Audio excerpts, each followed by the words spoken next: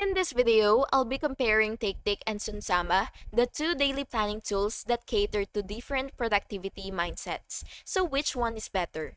So for Sunsama, it's all about mindful planning. It encourages you to slow down, reflect, and plan each day with intention. You can import tasks from other tools like Gmail, Trello, or Asana, and it helps you avoid overscheduling by keeping your workload balanced. It's a great tool if you value structure, calm productivity, and guided planning. TickTick, on the other hand, is faster and more flexible.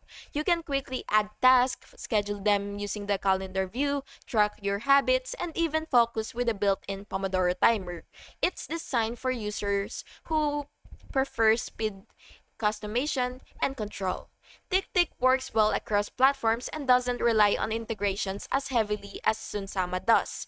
Choose Sunsama if you like guided planning with daily reviews, and you will choose TickTick if you prefer efficiency and having all your productivity tools in just one place. And that's basically it. If you found this comparison helpful, please make sure to like and subscribe for more videos like this. Thank you so much for watching. Have a good day.